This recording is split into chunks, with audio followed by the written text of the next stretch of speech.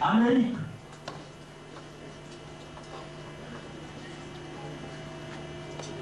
État Simon Kimon Kiangan, Twebi Ete Mokilo O Ezali Abino, Kusengi Molinsi na Maykusala Kiamabe, Eyango, Kusengi Mokila Maboko na Bino, Puete, Ino Mabota Monselango, Te Tozini Ete, Yone Nzambi Molimo Musan.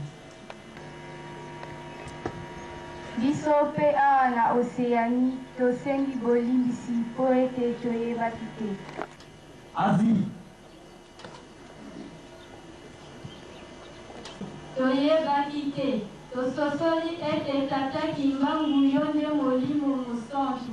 Biso bonso tondimi yo pe tozali nsima na yo. Erondike ete kombo na yo ekumisama. Te biso bonso tondimi yo pe tozali nsima na yo. Afrique. Biso. Tososoli ya solo ete tata Simon Kimbangu ya kala. Ezali kaka tata Fumalongo. Ezali likolo na ba-angelu yango. Kasi biso tososoli pe tondimi ete yo Nzambe na biso tika ete okoka kokamba biso na ndenge elingi yo pe opesa biso kimia. Uya ya Nzambe elingi komonana ebaya ba ye akona kibango basala na ye mosale sika moko. Uya ya Nzambe elingi komonana ebaya ba ye akona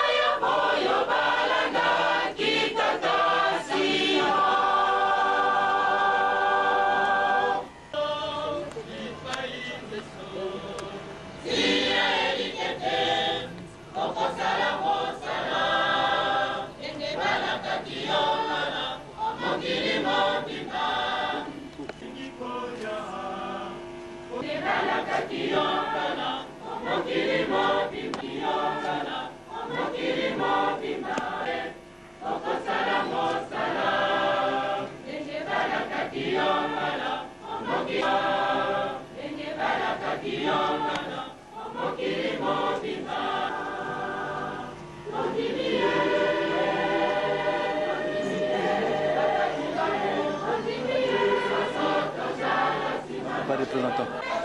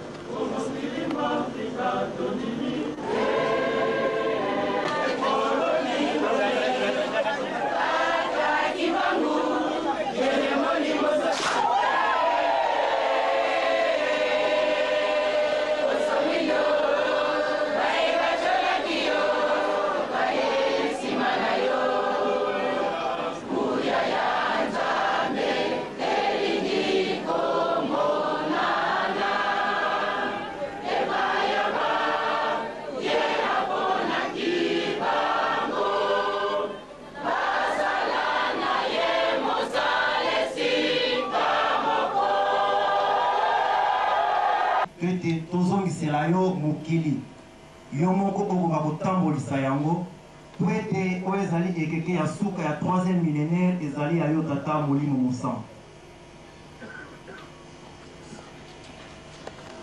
okotiango na biro na yo na nkamba ntango nyonso tu mpo etokaniselaka biso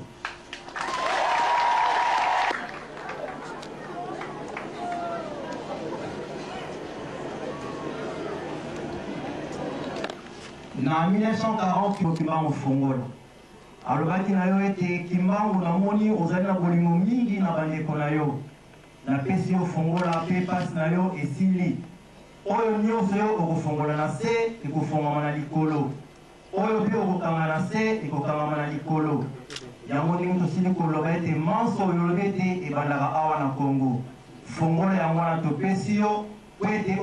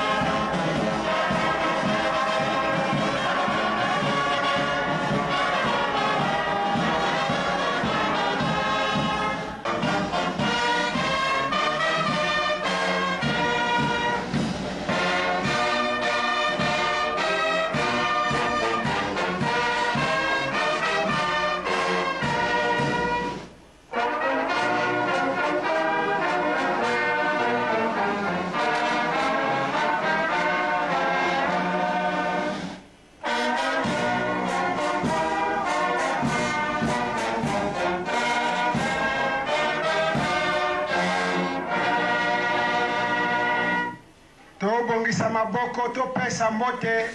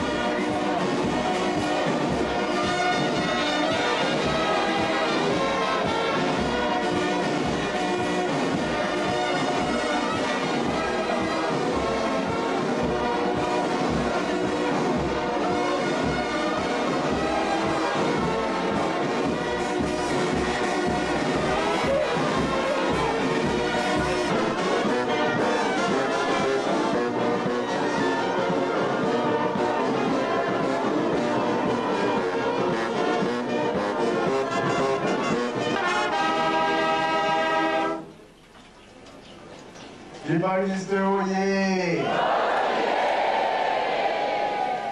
Brazzaville oye! Eunwe! Embazé! Evilumoviakurwe! C'est le premier! Yagalala! Qu'est-ce que Mayangi ve. Saive. Tunaenda kwetu sema.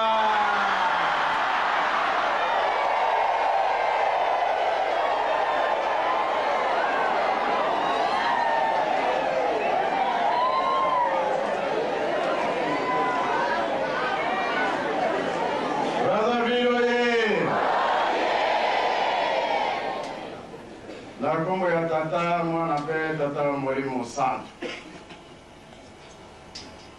Topesi merci mingi na bakonzi na biso. Toyoki maloba ya tata colonel. Toyoki maloba ya mama Milongo. Oyo nyusi toyoki wana eza leta. Biso tolobi ete toza na nsima na bino. Eza boye te, tokobosa na bino na mabondeli te. Bote ya biso kaka tozali bato. Bomema biso malembe. Eza boye te, tozalaki na Pointe Noire.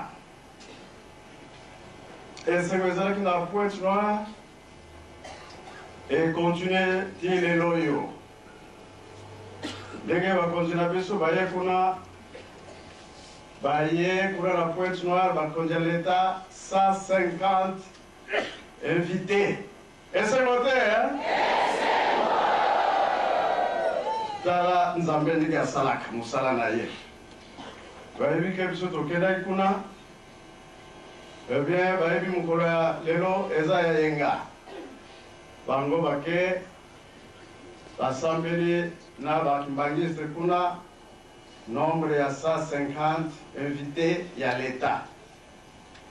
Ebandela ye moko mokonzi ya Pointe Noire et babiro nyonso. Alors, tango na yoki yango yale mono kunkaitira nkandi kuntivite tokele.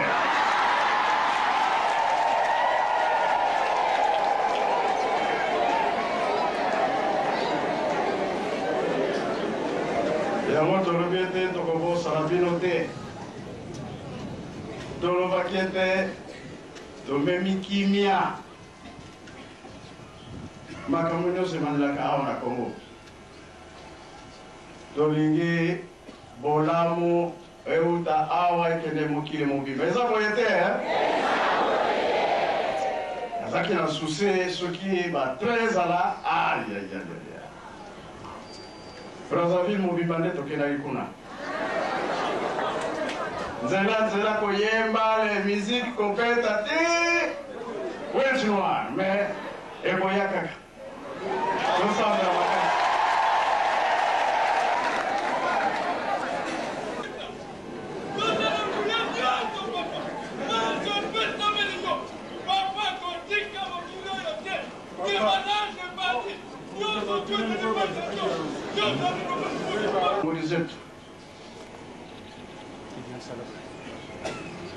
Batata na biso, bamama na biso, bino bato bosimbi musala l'État. Ndenge tolobi ete tozala nsima na bino, mabondeli tozali kopesa. Mingi balingi babima, me baza na bilamba te. Boluka moyen. Mingi pe makanisi mabe eza nano na bango, kasi ekosila. Nzambe akosaka na ye te. Toyebi mpasi bozali komona. Batata député toyebi eza mokumba na bino, eza devoir na bino. Mais okolonga tozali bato yango tolobi ete ote ya biso malem malem. Biso mpe tokobosana bino te na mabondeli. Soki totali mokili na biso le 3 Congo eza na devoir na yango tobikisa Afrique tala ndenge tozali. Tobali awa na Brazzaville toke Pointe Noire ntango tokomi kuna bato akabinda baye tosambeli na bango elongo tosololi na elongo bazongi kotie na Angola mobimba. Amate Kabila est égal Angola. RDC, Yangoy. Donc, dans la ligue Tozali. Malgré Maï, mais Zalin Zela. Amate, Ligue Toyoki, na Papa Watula. Maman Mouilou. Papa Mfumambanza. Papa Diangenda Kuntima. Azaki Koya, na Brazzaville. Kolala, na Brazzaville. Et puis, ce pays Toye. Eza sekote, hein? Elakisi ete tozali mutu moko. Mebola moyeuta awa ne eke kuna bisika nyonso. Ntango ekokende eke ezwi Afrique, Amérique, Europe, ndenge kaka kopesi le seul continent ekolanda. Eloko toyebi pamba te na 80 Papa Kimbangu alobi na Papa Mfumalo, Papa Diangenda, yo olingi osepelisa bana na yo, me na zikuna bana na yo mpe baza kozela yo, kende kozwa bango nde osepelisi bana na yo. Ntango ake kuna lera zongi na 81 inauguration ya temple ya Nkamba. Boyebi mpe boyebi te?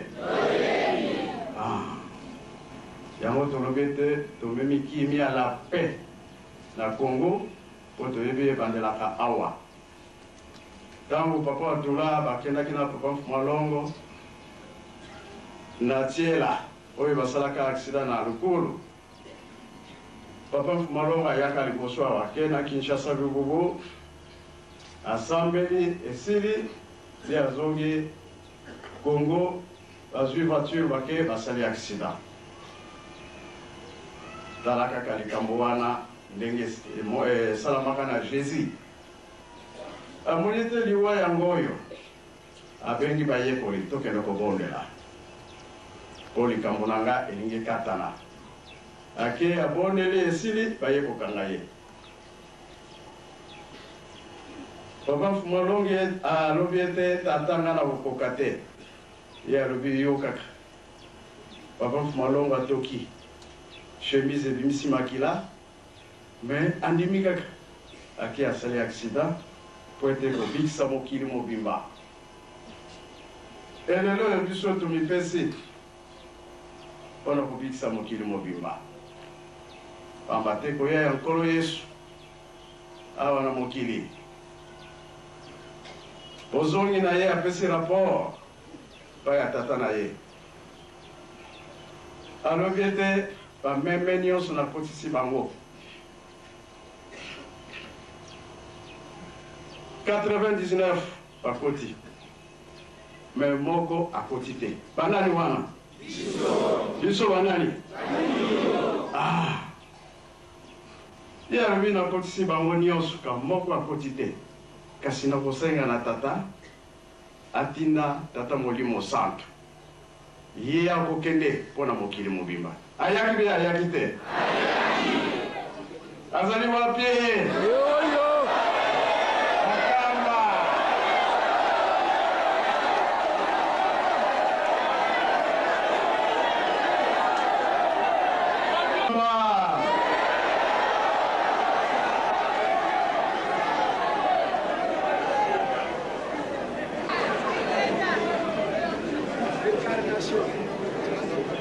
ya wana batata bamama bajeune makambo ezali yo mutu mwindo sepela tosala makasi Afrique mobibezwa kimia tolobaki ete bandeko na biso baza na zamba babima tozosenga na tata Nzambe babima tosepela na bango elongo bamona mpe bafamille zamba po tolona biloko ya kolia zamba po tosala la pêche zamba po kosala la chasse mingi tozali awa tolingaka ndunda te ngalingaka nanga ndunda te mosuni kaka me nyama yango azalaka wapi ye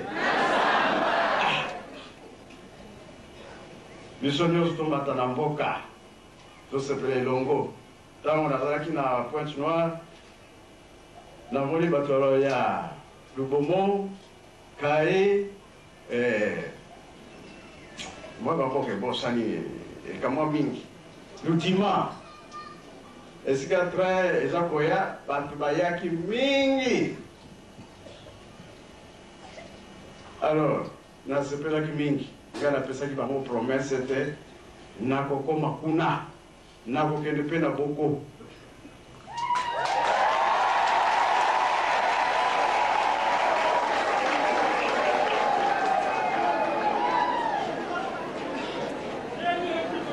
malgré mikolo ekomi pembeni kasi nakokende nakozonga boyoki nayabi naya te me namoni nesi nakende na Angola bongo naya kusoye okomata naye papa nde monseye wana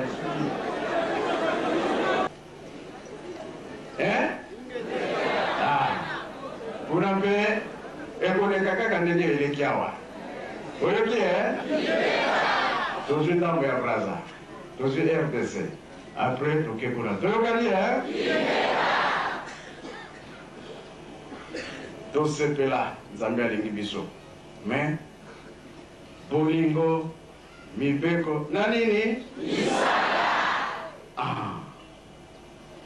toyokana totika kosala mabe totika koyinana totika kofingana likambo ezali kati na biso awa na Congo biso toza kobomba te bino awa soki kimia ekoti etamboli mokili mobimba Afrique mobimba yango wana tokokende mosika te bapai na bayaki banda ntongo ti lelo yo kali moke tosilisa tosepelisa bango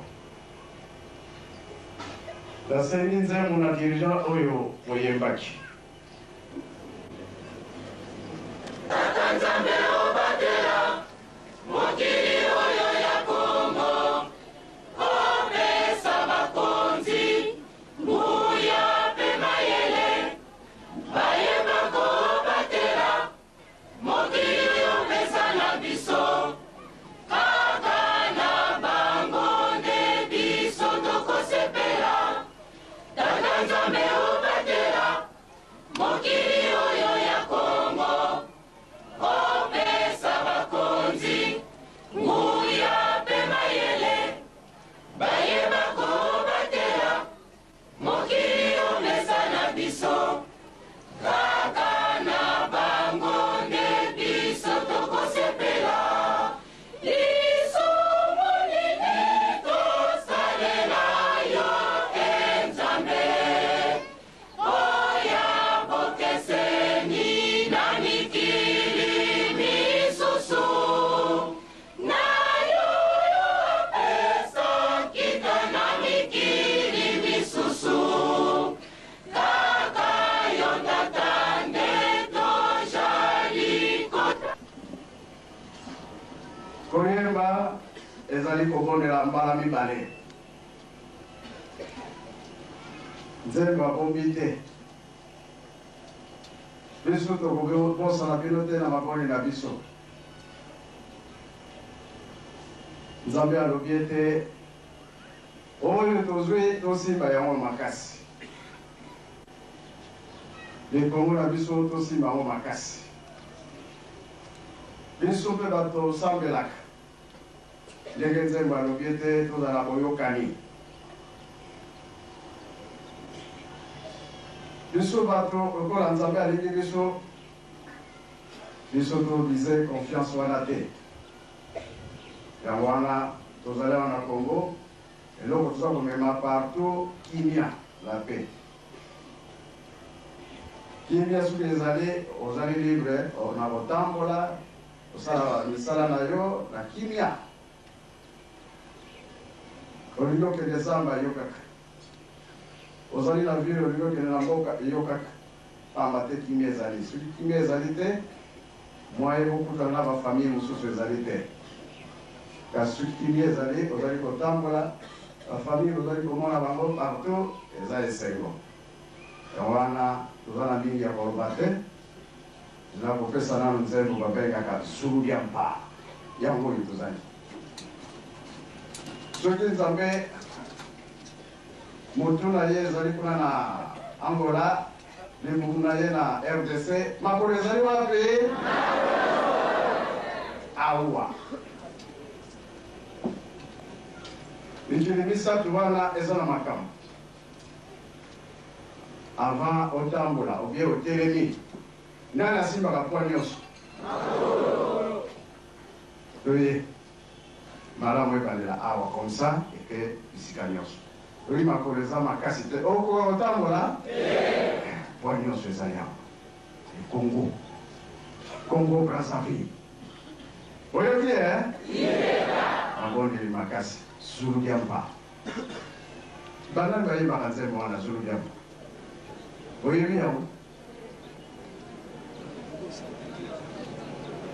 gatuka luseloko igatateka yimila mfanfare zulu ya mpa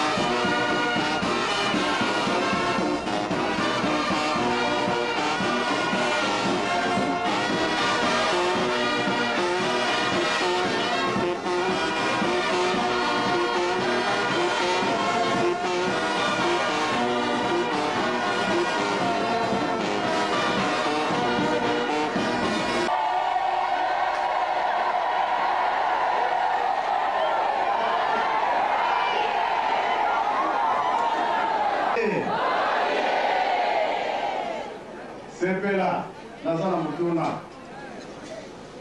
Est-ce que eloko nini Satana oyo ye asalaka na mokili ezali?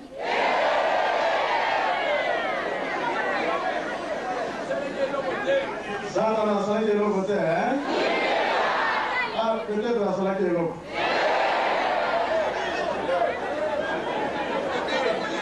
Akende mosika alonga na Kongo, oyoki, hein?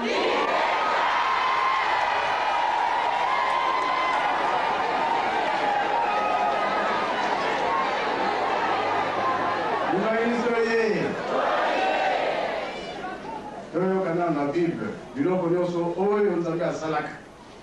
Papa Bobe, tangira biso nano pamba te nga nayebaka na ngai te soki Nzambe asalaka nini. Au commencement, Dieu créa les cieux et la terre. La terre était informe et vide. Il y avait des ténèbres à la surface de l'abîme. Et l'Esprit de Dieu se mouvait au-dessus des eaux. Dieu dit que la lumière soit, et la lumière fut.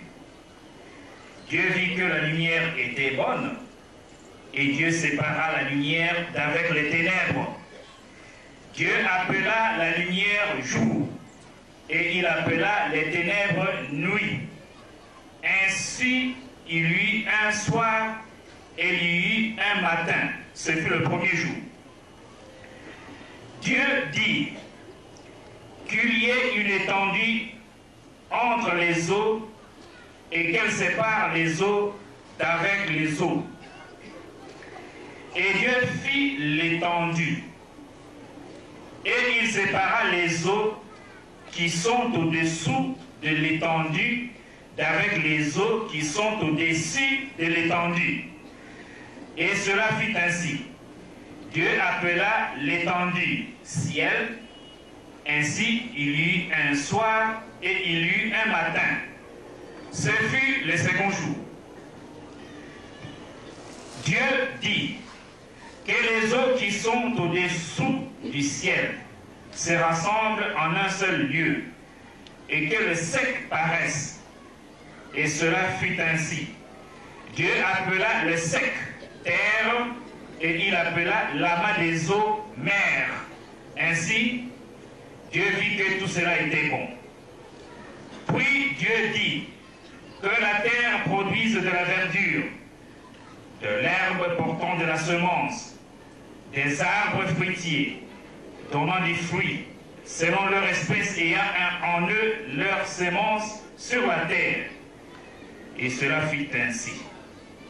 La terre produisit de la verdure, de l'herbe portant de la semence selon son espèce, et des arbres donnant du fruit, et ayant en eux leur semence selon leur espèce.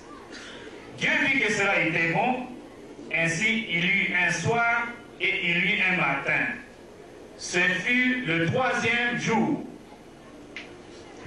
Dieu dit qu'il y ait des luminaires dans l'étendue du ciel, pour séparer les jours d'avec la nuit. Que ce soit des signes pour marquer les époques, les jours et les années, et qu'ils servent des luminaires dans l'étendue du ciel pour éclairer la terre, et cela fut ainsi. Dieu fit les deux grands luminaires. Le plus grand luminaire pour présider au jour, et le plus petit luminaire pour présider à la nuit. Et il fit aussi des étoiles. Dieu les plaça dans l'étendue du ciel pour éclairer la terre, pour présider au jour et à la nuit, et pour séparer la lumière d'avec les ténèbres. Dieu vit que cela était bon. Ainsi, il y eut un soir, il y eut un matin. Ce fut le quatrième jour. Dieu dit que les eaux produisent en abondance des animaux vivants et que des oiseaux volent sur la terre vers l'étendue du ciel. Dieu créa les grands poissons et tous les animaux vivants qui se meuvent et que les eaux produisent en abondance selon leur espèce. Il créa ainsi tout oiseau ailé selon son espèce. Dieu vit que cela était bon. Dieu les bénit en disant, « Soyez féconds, multipliez et remplissez les eaux des mers, et que les oiseaux multiplient sur la terre. » Ainsi il eut un soir, il eut un matin. Ce fut le 5. Hein?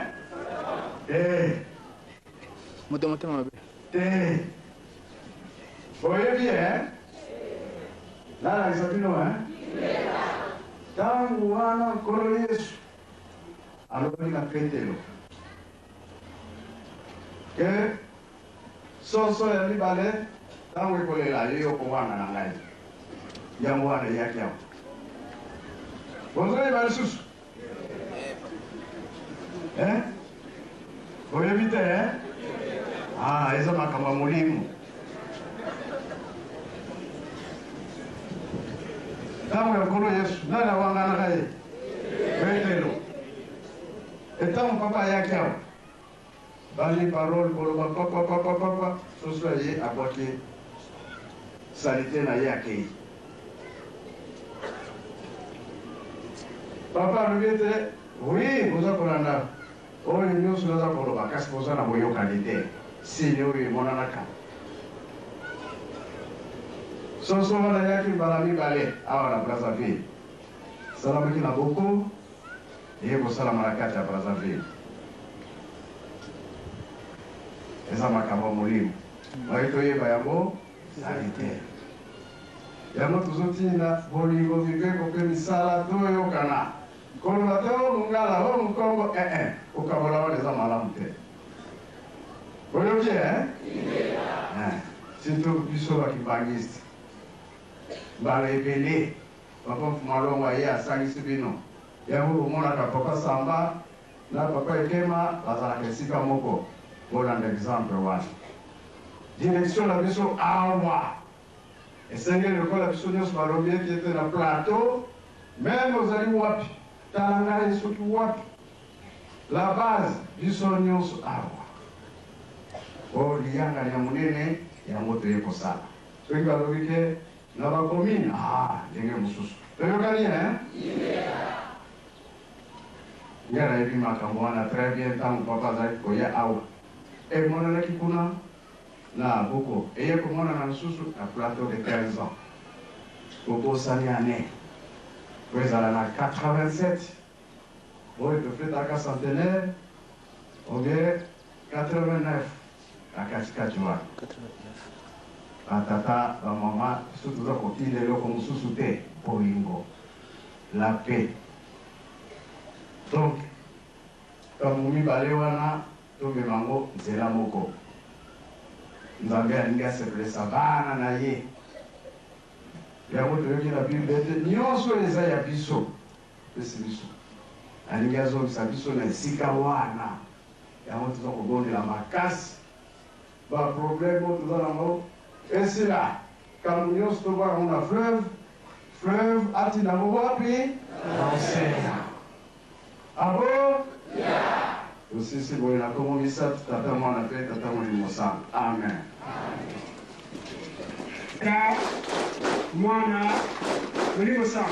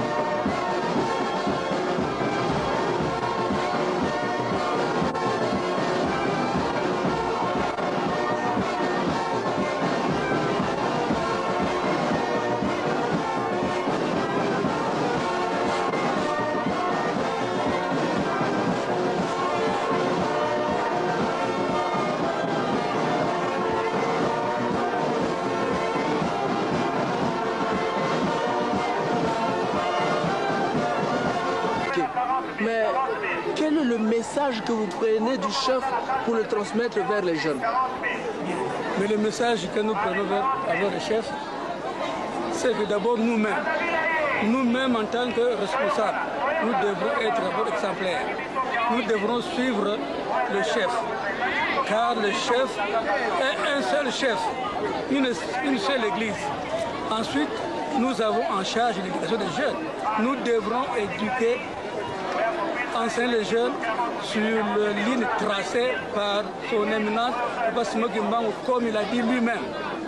Et dans la mesure où lui-même, il suit la ligne tracée par ses trois papas, nous serons toujours derrière lui.